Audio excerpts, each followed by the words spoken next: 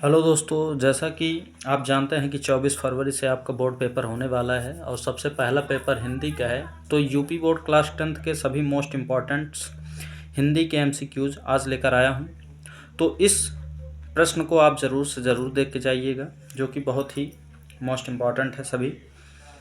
जैसा पहला है, प्रताप नारायण पंडित प्रताप नारायण मिश्र लेखक हैं, तो किस युग के लेखक थे? किस युग के लेखक थे? तो द्विवेदी युग, भारतेंद्र युग, शुक्ल युग, शुक्लोत्तर युग। तो जैसा कि आप जानते हैं, प्रताप नारायण मिश्र भारतेंद्र युग के लेखक थे। किसके थे? भारतेंद्र युग। अगला प्रश्न है, निम्नलिखित कथनों में से कोई एक कथन सही है, उसे पहचान कर लिखिए। पहला, ध्रुव स्वामिनी नाटक के लेखक डॉक्टर राम कुमार वर्मा हैं। ध्रुव स्वामिनी नाटक के लेखक डॉक्टर राम कुमार वर्मा हैं, तो यह गलत है।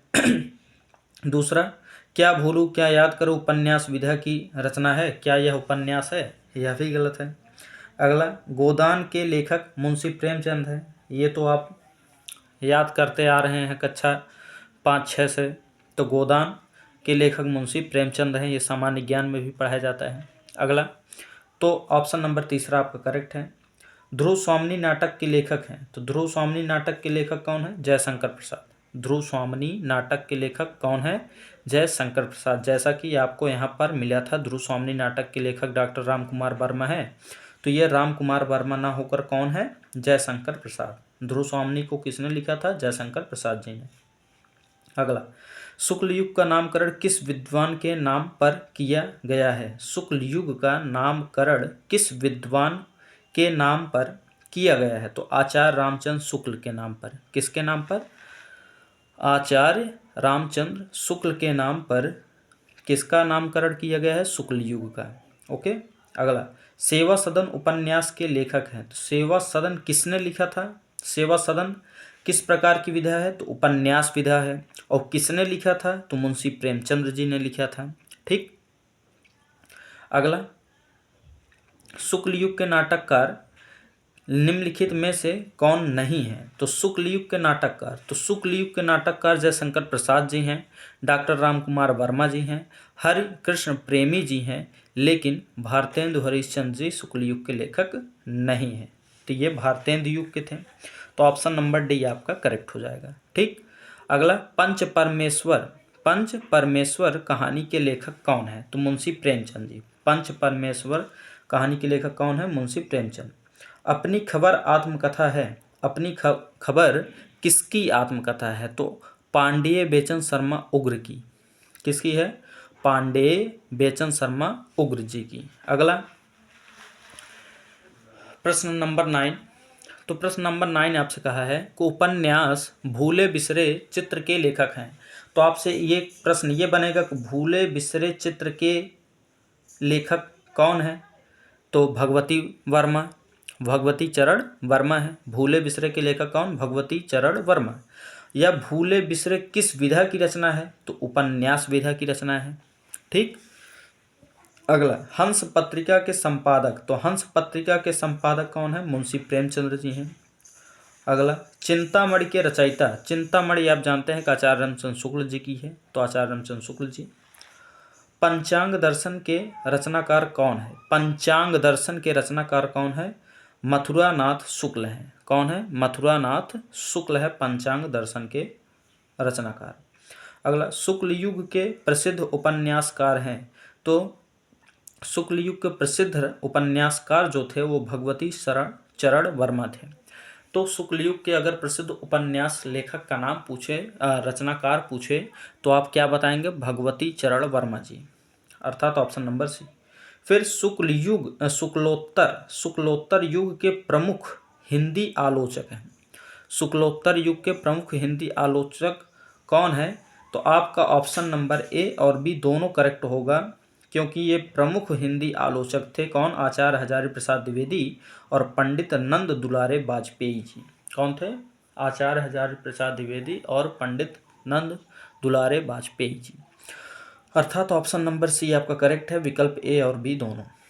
अगला, आचार्य रामचंद्र शुक्ल एक हैं, तो एक क्या है? आलोचक है। अभी हमने ये यहाँ पर पढ़ के आया है कि ये आलोचक थे। क्या थे?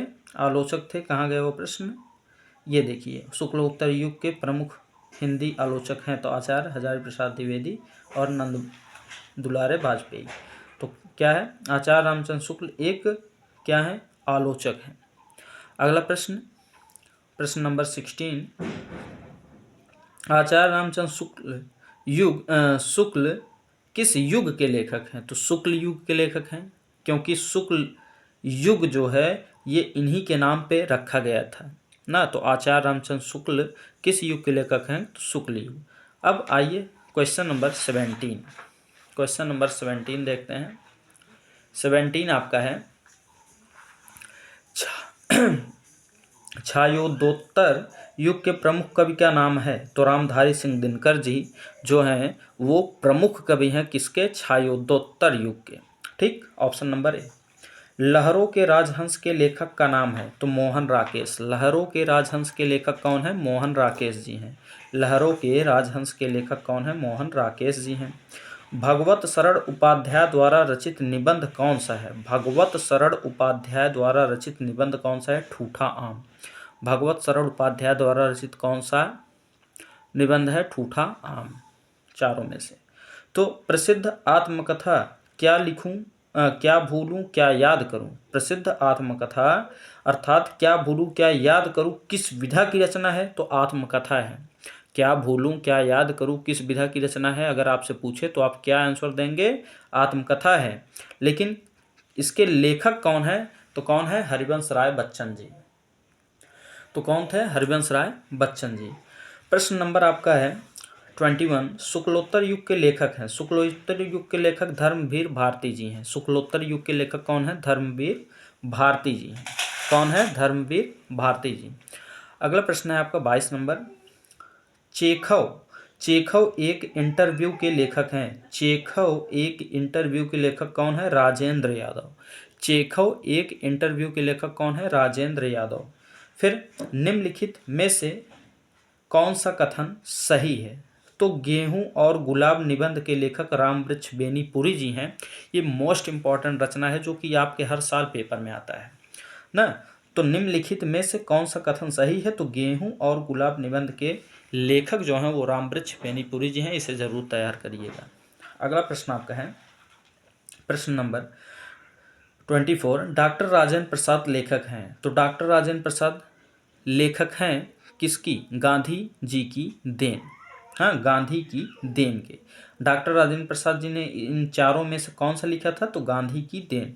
अगला, मैला आंचल। मैला आंचल जैसा कि आप जानते हैं कि फणीश्वर नाथ रेणु जी की है। मैला आंचल किसकी रचना है? फणीश्वर नाथ रेणु जी की। मैला आंचल के रचनाकार हैं फणीश्वर नाथ रेणु जी। प्रश्न नंबर 26 आपसे कहा है कि निम्नलिखित में कौन प्रसिद्ध यात्रा साहित्यकार है? निम्नलिखित में से कौन प्रसिद्ध यात्रा साहित्यकार हैं? तो राहुल सांस्कृत्यायन जी। कौन है? राहुल सांस्कृत्यायन जी। अगला प्रश्न है प्रश्न नंबर 27, शेखर एक जीवनी। तो शेखर एक क्या है? जीवनी है। किस विधा की रचना है? जीवनी ना। और शेखर एक जीवनी, अच्छा ये पूरा नाम है, शेखर एक जीवनी उपन्यास के लेखक हैं। तो जीवनी, शेखर एक जीवनी क्या है? किस विधा की रचना? उपन्यास है। और इसके लेखक कौन थे? तो इसके लेखक आज्ञेय थे। सच्चिदानंद हीरानंद वात्स्यायन आज्ञेय जिनका पूरा नाम था। 20 नंबर 8, क्वेश्चन नंबर 28 पर। तो 28 आपसे कहा है कि अर्धनारीश्वर के लेखक हैं। अर्धनारीश्वर के लेखक कौन है? विष्णु प्रभाकर। अर्धनारीश्वर के लेखक कौन है? विष्णु प्रभाकर। क्वेश्चन नंबर 29, अनंत आकाश के रचनाकार हैं। अनंत आकाश के रचनाकार कौन है? जयप्रकाश भारती जी। अनंत आकाश के रचनाकार कौन है? जयप्रकाश भारती जी। स्मृत की रेखाएं साहित्य की विधा है। स्मृत की रेखाएं किस साहित्य की विधा है? तो स्मृत की रेखाएं जो है वो संस्मरण है। क्या है? संस्मरण है। अगला, तितलीकृत किस विधा की रचना है? तो उपन्यास। तितली कौन सी विधा की रचना है? उपन्यास विधा की। न कि कहानी, न कि जीवनी, न कि नाटक, केवल क्या है? उपन्यास है। अगला, झूठा सच किस विधा की रचना है? तो उपन्यास। ये भी न निबंध है, न कहानी है, न नाटक है, क्या है? उपन्यास। झूठा सच क्या है? उपन्यास विधा की रचना है। गबन की विधा है तो उपन्यास। ये सब मोस्ट रिपीटेड क्वेश्चंस हैं जो कि आपको बोर्ड पेपर में पूछे जाते हैं। तो गबन की विधा है उपन्यास। तौलिए किस विधा पर आधारित है? तौलिए एकांकी विधा पर आधारित है। किस पर है? एकांकी विधा पर।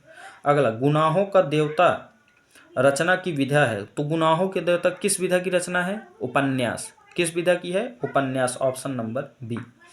नीर का निर्माण फिर से किस विधा की रचना है? तो आत्मकथा। नीर का निर्माण जो है वह क्या है? आपकी आत्मकथा है। अगला, भारत दुर्दशा किस विधा की रचना है? तो नाटक। भारत दुर्दशा जो है वह किस विधा की रचना है? तो आप कहेंगे नाटक है। अगला, निम्न में से नाटक विधा के लेखक हैं। तो बद्री नारायण चौधरी प्रेमघन। नाटक विधा के लेखक कौन थे? बद्री नारायण चौधरी प्रेमघन। क्वेश्चन नंबर 39, सूरज का सातवां घोड़ा हिंदी साहित्य की कौन सी विधा है? सूरज का सातवां घोड़ा हिंदी साहित्य की कौन सी विधा है? तो आपसे अगर ये प्रश्न आए तो आप कहेंगे उपन्यास है। क्या है? उपन्यास। अगला, त्यागपत्र किस विधा की रचना है? त्यागपत्र किस विधा की रचना है? तो आप आंसर क्या देंगे? उपन्यास। ये भी उपन्यास है। सूरज का सातवां घोड़ा उपन्यास, त्यागपत्र उपन्यास ना, भारत दुर्दशा नाटक, नीर का निर्माण आत्मकथा, गुनाहों का देवता उपन्यास, तौलिए एकांकी, गबन उपन्यास, झूठा सच उपन्यास, तितली उपन्यास, स्मृति की रेखाएं संस्मरण। तो आप एकदम अच्छे से दिमाग में इसे बैठा लीजिए। अगला प्रश्न है 41 आपका है, कलम का सिपाही के लेखक कौन है? अमृत राय। कलम के सिपाही के लेखक कौन है? अमृत राय जी। अगला है 42 नंबर, गेहूं और गुलाब किसकी रचना है? गेहूं और गुलाब किसकी रचना है? तो राम वृक्ष बेनीपुरी की। गेहूं और गुलाब अभी हमने किया था राम वृक्ष बेनीपुरी। क्वेश्चन नंबर 43, जयशंकर प्रसाद का नाटक नहीं है। जयशंकर प्रसाद जी का नाटक इसमें से कौन नहीं है? ध्रुव स्वामिनी जी है, चंद्रगुप्त भी है, स्कंद गुप्त भी है, लेकिन लहरों के राजहंस नहीं है। क्वेश्चन नंबर, अब चलते हैं अपने पद्य की तरफ। ये तो गद्य के से थी, अब पद्य पे। ये आपका है फिर मोस्ट इंपॉर्टेंट क्वेश्चन। देखिए पहला क्वेश्चन, ललित ललाम के रचयिता हैं। ललित ललाम के रचयिता कौन है? मतीराम जी। 2023 में पूछा गया है। ललित ललाम के रचयिता कौन है? मतीराम जी। रामचंद्रिका के रचनाकार, रामचंद्रिका के रचनाकार कौन है? केशवदास जी। रामचंद्रिका के रचनाकार केशवदास जी। अगला, बिहारी किस युग के कवि हैं? बिहारी किस युग के कवि हैं? तो रीतकाल के। किस युग के? रीतकाल के। अगला, रीतकाल के वीर रस के प्रसिद्ध कवि हैं। रीतकाल के वीर रस के प्रसिद्ध कवि हैं भूषण जी। कौन है? भूषण जी हैं रीतकाल के वीर रस के प्रसिद्ध कवि। अगला, सांगर गर्धर रचनाकार हैं। तो किसके हैं? हम्मीर रासो। इसके जो रचनाकार हैं संगगर्धर रचनाकार हैं कौन? हम्मीर रासो जी इसके रचनाकार हैं। अगला, निम्नलिखित में से रीतकाल की मुख्य प्रवृत्तियां या विशेषताएं कौन सी हैं? मुख्य प्रवृत्तियां या विशेषताएं कौन सी है? तो श्रृंगार रस की प्रधानता है और काव्य में कला पक्ष की प्रधानता है। अर्थात ऑप्शन नंबर सी आपका सही होगा। विकल्प ए और 2 दोनों सही। अगला, साकेत महाकाव्य के रचनाकार हैं। तो साकेत जैसा कि विश्व प्रसिद्ध है, ये सभी लगभग जानते ही हैं इसे, मैथिली शरण गुप्त जी की रचना है ना। तो साकेत महाकाव्य की रचना किसने की है? तो मैथिली शरण गुप्त जी। रीतकाल की रचना है। रीतकाल की रचना कौन सी है? रामचरितमानस है कि प्रिय प्रवास है कि प्रेम माधुरी है कि रामचंद्रिका है? तो आंसर क्या होगा? रामचंद्रिका है। क्या होगा? रामचंद्रिका। Option number D. रीतकाल की रचना कौन है? रामचंद्रिका। अगला, रीतकालीन कवि हैं। रीतकालीन कवि कौन है? केदार भट्ट है कि जयसी हैं कि पद्माकर हैं कि कृष्णदास हैं? तो आप आंसर क्या देंगे? पद्माकर जी हैं रीतकालीन कवि।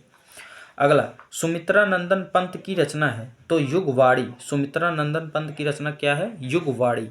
अगला, आंगन के पार द्वार के रचयिता हैं। आंगन के पार द्वार के रचयिता कौन है? आज्ञेय जी। सच्चिदानंद हीरानंद वात्स्यायन आज्ञेय जी। अगला, दीप शिखा काव्य संग्रह रचना है? दीप शिखा काव्य संग्रह रचना किसकी है? महादेवी वर्मा जी की। किसकी है? महादेवी वर्मा जी की। अगली, राम की शक्ति पूजा के रचनाकार हैं? राम की शक्ति पूजा के रचनाकार कौन है? सूर्यकांत त्रिपाठी निराला जी। राम की शक्ति पूजा के रचनाकार सूर्यकांत त्रिपाठी निराला जी। अगला, बहुरी अकेला के रचनाकार हैं? बहुरी अकेला के रचनाकार कौन है? अशोक वाजपेयी जी। बहुरी अकेला के रचनाकार कौन है? Ashok Vajpayee. Question number 15। Question number 15 है, ये मोस्ट इंपॉर्टेंट क्वेश्चन है। तीसरा सप्तक कब प्रकाशित हुआ? तीसरा तार सप्तक कब प्रकाशित हुआ? सन 1959 ईस्वी में। तीसरा तार सप्तक कब प्रकाशित हुआ? सन 1959 ईस्वी में। अगला, लोकायतन के रचनाकार है? तो सुमित्रानंदन पंत। लोकायतन के रचनाकार कौन है? सुमित्रानंदन पंत जी। तो लोकायतन के रचनाकार सुमित्रानंदन पंत जी। अगला, साकेत किस युग की रचना है? तो साकेत द्विवेदी युग की रचना है। किस युग की? द्विवेदी युग। कौन सी? साकेत। अगला, महादेवी वर्मा की रचना नहीं है? युगांत। महादेवी वर्मा की रचना कौन सी नहीं है? युगांत। निहार है, संध्या गीत है और दीप शिखा है। ये तीनों महादेवी वर्मा जी ने रचित किया है, जबकि युगांत उन्होंने नहीं किया। अगला, यशोधरा रचना है? यशोधरा किसकी रचना है? तो मैथिली शरण गुप्त जी की। यशोधरा किसकी रचना? मैथिली शरण गुप्त जी की। अगला, निम्नलिखित में से कौन प्रगतिवादी युग का कवि नहीं है? प्रगतिवादी युग का कवि नहीं है? तो भारतेंदु हरिश्चंद्र जी। निम्नलिखित में से कौन प्रगतिवादी युग का कवि नहीं है? भारतेंदु हरिश्चंद्र जी। अगला, तार सप्तक के संपादक, मोस्ट इंपॉर्टेंट, सच्चिदानंद हीरानंद वात्स्यायन आज्ञे। तार सप्तक किसने संपादन किया था? सच्चिदानंद हीरानंद वात्स्यायन आज्ञे जी ने। अगला, प्रिय प्रवास। प्रिय प्रवास किसकी रचना है? तो प्रिय प्रवास अयोध्या सिंह उपाध्याय हरिऔध जी की है। प्रिय प्रवास किसकी रचना है? अयोध्या सिंह उपाध्याय हरिऔध जी की। अगला, निम्नलिखित में से शुक्लोत्तर युग के लेखक कौन है? शुक्लोत्तर युग के लेखक कौन है? वासुदेव शरण अग्रवाल जी। कौन है? वासुदेव शरण अग्रवाल जी। अगला, निम्न में से छायावाद युग का कवि है? निम्न में से छायावाद युग का कवि कौन है? सुमित्रानंदन पंत जी हैं। कौन है? सुमित्रानंदन पंत जी। अगला, यामा। यामा जानते हैं? महादेवी वर्मा। यामा कौन है? महादेवी वर्मा। हाँ, कंकाल कौन है? जयशंकर प्रसाद। हाँ, गोदान कौन? मुंशी प्रेमचंद। ऐसे तो यामा के रचयिता का नाम कौन है? महादेवी वर्मा जी। महादेवी वर्मा काव्यत्री हैं छाया युग की। महादेवी वर्मा जी किस युग की काव्यत्री हैं? तो छायावाद युग की। ठीक, अब अगला देखते हैं। आइए ग्रामर पोर्शन पे चलते हैं, मोस्ट इंपॉर्टेंट एमसीक्यूज के साथ। पहला है, यहीं कहीं पर बिखर गई वह भग्न विजय माला सी। तो जहां पर योजक चिन्ह आए और सासी से आए वहां पर उपमा अलंकार होता है। क्या होता है? एक वीडियो में आपका रिवीजन हो जाएगा। जहां पर क्या है? योजक चिन्ह और सासी से आए वहां पर कौन सा अलंकार? उपमा अलंकार। ऑप्शन नंबर पहला आपका सही है। तो इस लाइन में उपमा अलंकार है। अगला, चरण कमल बंधव हरिराई में कौन सा अलंकार है? हाँ, तो कमल की वंदना, जो चरण की वंदना है, चरण कमल बंधव हरिराई, मैं प्रभु के चरणवत कमल की वंदना करता हूँ। तो जहाँ पर उपमेय दिया जाता है वहाँ पर रूपक अलंकार होता है। कौन सा अलंकार है ये? रूपक अलंकार। ठीक, अगला, तीसरा, ये मोस्ट इंपॉर्टेंट है, जो कि कई बार बोर्ड पेपर में रिपीट हुआ है। यहाँ तो केवल 23 का सन दिया है, लेकिन ये कई बार आया है। 2024 वाले में भी आया था।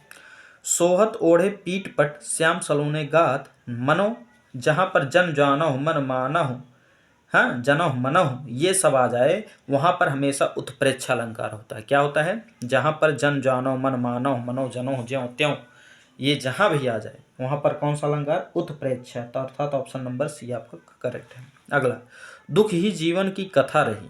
अब यहाँ दुख है। दुख शब्द आते ही आपको समझ जाना चाहिए कि यह कौन सा रस हो सकता है। तो करुण रस। इसमें पूछा कौन सा रस है? तो करुण रस। डायरेक्ट कहानी खत्म।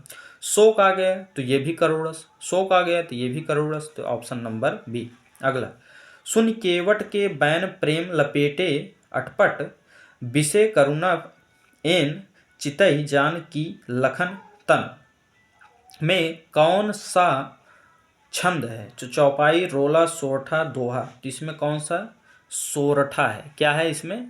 सोरठा छंद है। अगला, लिखकर लोहित लेख डूब गया दिन मर कहाँ, व्योम सिंधु सखी देखी तारक बुध दे रहा। इन पंक्तियों में पहले और तीसरे चरण में मात्राएं हैं। पहले और तीसरे चरण, देखिए यहाँ से लेकर यहाँ तक पहला हो गया, और ये दूसरा, ये तीसरा यहाँ से लेकर यहाँ तक हमसे मात्रा पूछा है। तो देखिए जब भी छोटी की मात्रा होगी तो उस पर एक मात्रा होता है। तो ये एक, ये भी एक, तो दो हो गया, ये भी दो हो गया, क्योंकि ये भी एक, ये भी एक, तो दो दो चार, चार, ये एक, पाँच, पाँच ये छः, हाँ छः, ये सात, ये आठ, हाँ ये दो हुआ, ये दो, ये ओ की मात्रा ना दो, तो दो ये हो गया, दो ये हो गया, चार, चार दो छः, छः एक सात, सात एक आठ, आठ, आठ और ये एक की मात्रा है तो दो, आठ दो दस, दस और ये एक 11। तो इसमें 11 मात्राएं। अब तीसरे चरण में कहा है, तो यहाँ देखिए दो एक तीन, तो तीन हो गया, ये चार, पाँच, छः, सात, आठ, नौ, हाँ 10, और इस पर एक बिंदी थी, ये 11। तो मतलब 11 मात्राएं। कौन कौन सी? 11 पहले और तीसरे चरण में 11 मात्राएं। अगली, शीस पर गंगा हसे, भुजन भुजंगा हसे। हाँ, भुजन भुजंगा हसे, हास की को दंगा भयो नंगा के विवाह में। गजब, मतलब इसको पढ़ते ही आपको आपके चेहरे पर मुस्कुराहट आने लगी। अर्थात यह कौन सा रस है? हास्य रस। जैसे शीस पर गंगा हसे और भुजन भुजंगा हसे, तो हास ही को दंगा भयो नंगा के विवाह में। मतलब नंगा हो गया था, हास्य रस। अगला, पीपर पात सरिस मन डोला। अब जब पीपर के पत्ते के जैसा मेरा मन डोल गया तो वहां पर उपमा अलंकार हो गया। तो कौन सा अलंकार? उपमा अलंकार, उपमा दिया जाने लगा। अगला, तो क्वेश्चन 10 हो गया ये क्वेश्चन। आइए देखते हैं 11 आपसे कहा है, शोक विकल रोहिणी। अब शोक आ गया तो हमने पहले ही बताया, शोक आया तो करोड़स, तो ऑप्शन नंबर डी आपका करें। फूले का सकल महि छाई, जानु वर्षा ऋतु प्रकट बुढ़ाई। इन पंक्तियों में कौन सा अलंकार है? तो उत्प्रेक्षा अलंकार। कौन सा अलंकार है? उत्प्रेक्षा। हाँ, जनु जानह, देखिए जनु आ गया ना, तो जनु जानह जहाँ आए वहाँ उत्प्रेक्षा अलंकार है। आपको ट्रिक बताया है। अगला, संतव भाई आई ज्ञान की आधी रे। पंक्ति में कौन सा अलंकार है? तो रूपक अलंकार। हाँ, कौन सा अलंकार है? रूपक अलंकार। अगला, नवल सुंदर श्याम शरीर की सजल नीरद की काल कांति थी में कौन सा अलंकार है? तो कौन सा अलंकार है? उपमा अलंकार। इसमें भी उपमा दी जा रही है। अगला, वह सममात्रिक छंद। कौन सा मात्रिक? सम।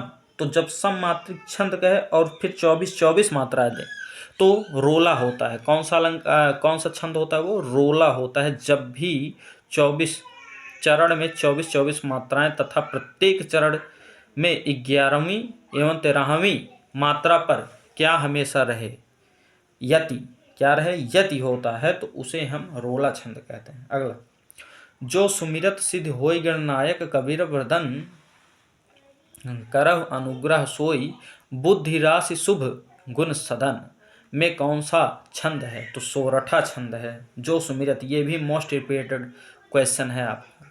ओके। अगला, जान गौर अनुकूल सी ही हरसु न जाई कही, मंजुल मंगल मूल वाम अंक फरकन लागे।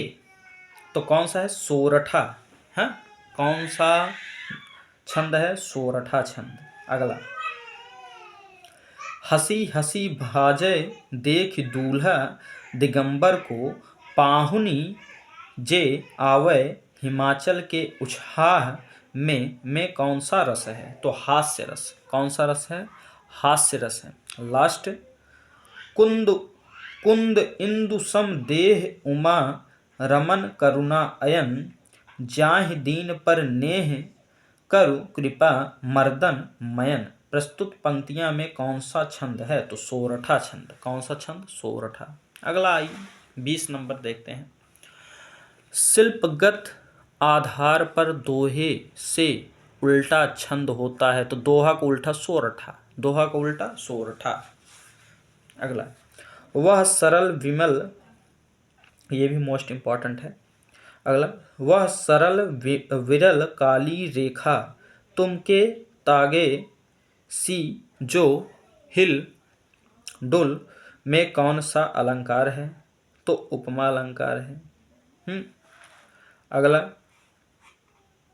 को पापी पंचतत्व प्राप्त सुनि जम गम धावत, बनि बनि बावन वीर बढ़त चौचंद मचावत, पय तकी ताकी लोथ त्रिपगधा के तट लावत, 9 देव 11 होत 3 पाँचहि बिसरावत। उपर्युक्त पंक्तियों में कौन के प्रत्येक चरण में कितनी मात्राएं हैं?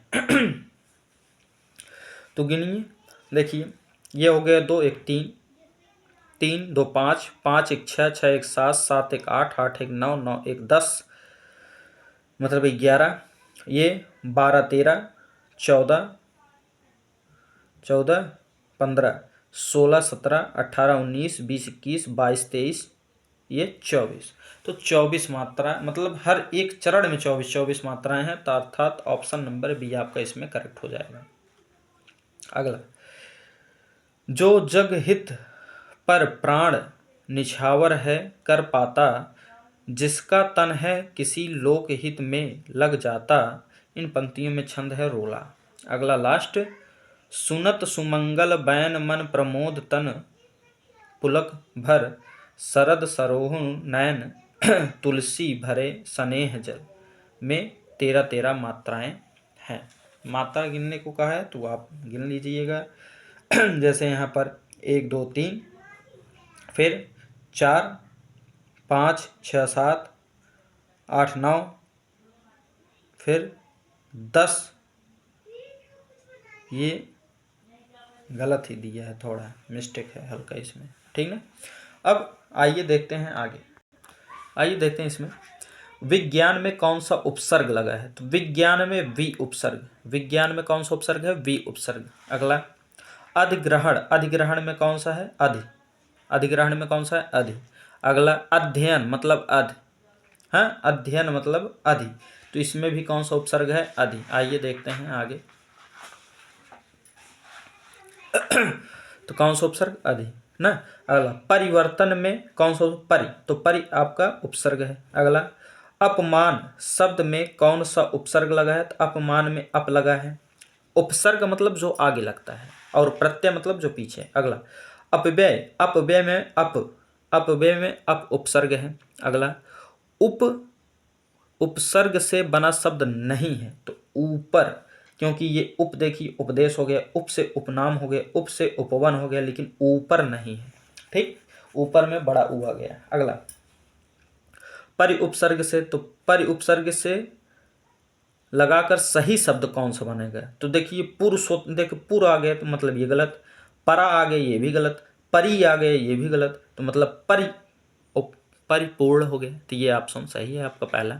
अगला, उपेक्षित शब्द में उपसर्ग है। उपेक्षित उपसर्ग, तो उपेक्षित उपसर्ग उप है। अगला, अनुग्रह में उपसर्ग अनु मतलब अनु आगे। हाँ, अगला, पर्यावरण। देखो पर्या मतलब परि कौन सा है? परि, ऑप्शन नंबर सी। अगला, निर्जन निर अर्थात निर। हाँ, अगला, तो ये डी सही है ना। अगला, अनुचर अनुचर मतलब अनुचर में कौन सा उपसर्ग है? तो अनुचर में कौन सा है? अनु। अगला, प्रख्यात कौन सा? प्रख्यात में प्र, तो देखिए प्र लगा है। ख्यात प्र, हाँ, अर्थात प्र उपसर्ग है। अगला अनुवाद में तो अनु है, अनुवाद में अनु है। उपमंत्री, उपमंत्री में उप है, उपमंत्री में उप है। संग्राम, संग्राम में सम है, सम, सम अर्थात आधा में सम। ये ऑप्शन नंबर बी। आइए अगला 18 नंबर। 18 नंबर आपका है अभिशाप में अभि है। आप जानते हैं अभिशाप में अभि है, शाप जिसको दिया गया अभि, तो अभिशाप तो अभि हो गया। अगला दुस्साहस, दुस्साहस में दुस है, दुस आधा सा, दुस्साहस में आधा सा, दुस्साहस जिसके नीचे हलंत वो आधा सा। अगला अभ्यागत मतलब अब अर्थात अभि, अभ्यागत अभि हो गया। अगला सुख दुख, सुख दुख, सुख दुख में समास है। सुख दुख में समास कौन सा है? तो जहां देखिए योजक चिन्ह केवल आए, तो सुख दुख में और दूसरा एक दूसरे का उल्टा हो तो द्वंद्व समास होता है। कौन सा समास? द्वंद्व समास। तो सुख दुख में कौन सा समास? द्वंद्व समास। अगला पीतांबर, पीला है वस्त्र जिसका, जिसका पीला वस्त्र अर्थात भगवान विष्णु। तो भगवान विष्णु का वस्त्र पीला होता है, श्री कृष्ण का वस्त्र पीला होता है जिसमें भगवान का नाम आ जाए, भगवान का नाम आ जाए, वहां पर हमेशा बहुब्रीहि समास। कौन सा समास? बहुब्रीहि समास। याद कर लीजिए, ये सब ट्रिक है। जहां पर भगवान का नाम आ जाए, पीतांबर पीला है वस्त्र जिसका अर्थात भगवान विष्णु का, अर्थात बहुब्रीहि समास। अगला वीड़ा पाण, वीड़ा है पाड़ अर्थात पाड़ी, पाड़ी मतलब जो बचाने वाला होता है, वीड़ा, वीड़ा तो किसके हाथ में रहता है? सरस्वती माता के, अर्थात कौन सा समास? बहुब्रीहि समास। ये भी देखिए स्पष्ट हो गया। तो कौन सा समास आपका? बहुब्रीहि। देखिए एक ट्रिक से आपका कितना अच्छा होगा। अगला पंचवटी, पंच पंच पंच पंच, तो पंच मतलब पांच, जहां पांच, पांच वटी अर्थात कुटियों का समूह हो उसे क्या कहते हैं? द्विगु समास। जहां पर संख्या आ जाए उसे द्विगु समास कहते हैं, जहां पर संख्या आ जाए उसे द्विगु समास। अगर इनमें से कौन सा द्विगु समास है? तो देखिए भुज दंड, तो भुज इसमें संख्या है नहीं है। माखन चोर इसमें संख्या नहीं, माखन चोर कौन थे? श्री कृष्ण थे। तो ये कौन सा समास? बहुब्रीहि समास। ट्रिक, माखन चोर कौन थे? श्री कृष्ण थे, भगवान थे। तो कौन सा समास? बहुब्रीहि समास। याद कर लीजिए ट्रिक। भला बुरा, देखिए दोनों एक दूसरे का अपोजिट हैं और बीच में योजक है, तो कौन सा समास? द्वंद्व समास। कौन सा समास? द्वंद्व समास। चतुर, चतुर तुर, हाँ मतलब चार, तो चार भुजा तो हो गया द्विगु समास। तो द्विगु समास का उदाहरण कौन है? एग्जाम्पल नंबर डी, मतलब ऑप्शन नंबर डी। अगला देखिए प्रतिदिन, प्रतिदिन, प्रतिदिन जहां पर उपसर्ग लगा होता है वहां पर होता है अव्ययी भाव समास। कौन सा समास? अव्ययी भाव समास। प्रति जहां पर उपसर्ग लगा हो वहां पर हमेशा अव्ययी भाव समास। Option number D. अगला फिर देखिए हानि लाभ और दोनों एक दूसरे के उल्टे हैं, अपोजिट हैं और योजक चिन्ह है, तो कौन सा समास? द्वंद्व समास। अगला गंगा यमुना, देखिए फिर दोनों अपोजिट हैं एक दूसरे के और योजक चिन्ह है, तो कौन सा समास हो जाएगा? द्वंद्व समास। लेकिन इसमें पूछे समास विग्रह, तो गंगा और यमुना योजक चिन्ह हटाकर वहां पर और लगाया जाता है द्वंद्व समास में। ओके। अगला राजा रानी, राजा रानी, देखिए दूसरे दोनों एक दूसरे का अपोजिट हैं, एक पुरुष है एक स्त्रीलिंग है, एक पुल्लिंग है एक स्त्रीलिंग, कौन सा समास है? तो द्वंद्व समास। अगर समास विग्रह पूछता तो राजा और रानी। अगला आजात शत्रु में कौन सा समास है? आजात, आजात शत्रु, हाँ तो आजात जो आजात हो चुका है, तो कौन सा समास? बहुब्रीहि समास। अगला भाई बहन, भाई बहन या बहन भाई, तो दोनों एक दूसरे का अपोजिट, तो द्वंद्व समास। और समास विग्रह पूछे तो बहन और भाई। अगला दस, दस, दस गिनती आ गया, दस मुख में कौन सा समास? देखिए इसमें गिनती तो है लेकिन यह मुख्य रूप से 10 मुख, तो 10 मुख किसके थे? रावण के थे, तो वह बहुब्रीहि समास में आएगा। तो आपको ऑप्शन जिस प्रकार से मिलेगा उसी प्रकार से आप लगाएंगे बहुब्रीहि समास। अगला आइए देखते हैं 34, इसका 34 है हल्दी शब्द का तत्सम है। हल्दी, हल्दी, हल्दी तत्सम का हल्दी का तत्सम क्या है? हरिद्रा। हल्दी का तत्सम क्या है? हरिद्रा। क्वेश्चन नंबर 35 सूरज का तत्सम, सूरज, सूरज का तत्सम क्या है? सूर्य। सूरज का तत्सम क्या है? सूर्य। अगला अच्छी शब्द का तद्भव शब्द है। अच्छी, अच्छी मतलब आँख और आँख का तद्भव आँख। अगला ये अच्छी तत्सम है और ये तद्भव है। जो शुद्ध होता है वो तत्सम होता है, जो अशुद्ध होता है वो तद्भव होता है। तो इसी को एक प्रकार से हम लोग शुद्ध और अशुद्ध भी कहते हैं, हाँ तत्सम तद्भव को। अगला अर्थात जो संस्कृत के शब्द होते हैं उसे तत्सम, जो हिंदी के शब्द होते हैं उसे तद्भव। आगे तालाब शब्द का तत्सम शब्द, तालाब का तड़ाग, तालाब का तड़ाग, तो तड़ाग शुद्ध शब्द है, ये संस्कृत का शब्द है। अगला खीर का क्षीर, खीर का छीर, खीर का छीर तत्सम जो शुद्ध होता है वो क्षीर होता है। अगला राज्ञी शब्द का तद्भव, राज्ञी अर्थात रानी, राज्ञी को संस्कृत में रानी को संस्कृत में राज्ञी कहते हैं अर्थात तत्सम है, और ये रानी अशुद्ध है अर्थात तद्भव है। अगला प्रिय का तद्भव शब्द, प्रिय का प्रिय तद्भव होता है। अगला कपड़ा का वस्त्र, तो ये पूछा है कपड़ा किस श्रेणी का शब्द है, तो तद्भव है, ये अशुद्ध शब्द है, तद्भव है। अगला हस्त ये शुद्ध है, तो ये तत्सम, लेकिन उसका तद्भव पूछा है तो हाथ। अगला पलंग का तद्भव, पलंग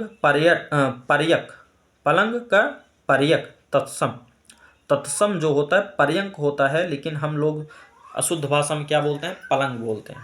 अगला निम्नलिखित शब्दों में तद्भव शब्द है, तो पंछी क्या है आपका, पंछी जिस पर बिंदी हो वो तद्भव।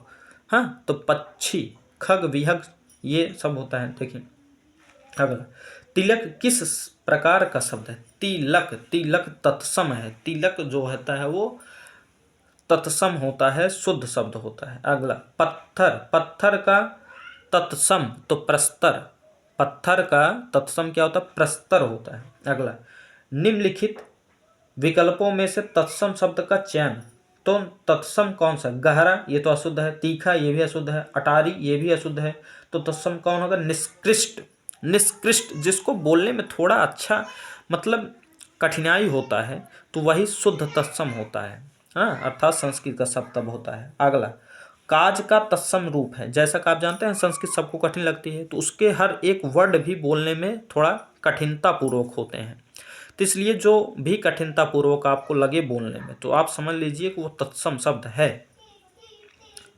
99%, पूरा 100% नहीं। अगला काज का तत्सम, काज मतलब कार्य, कामकाज अर्थात कार्य, ये तत्सम होगा, ये अशुद्ध हुआ काज। 49 आपसे क्या कहा है, देखिए धनुष का पर्यायवाची कौन सा होता है, कोदंड। धनुष का पर्यायवाची शब्द क्या है, कोदंड है, धनुष का पर्यायवाची कोदंड। अगला मछली का पर्यायवाची मीन, ये बहुत ही मोस्ट इंपॉर्टेंट सभी क्वेश्चंस है। अगर आप तक अभी तक वीडियो को लाइक नहीं किए हैं तो लाइक कीजिए और सबके पास शेयर कीजिए कि जिससे वो अच्छे से अपना तैयार कर सकें।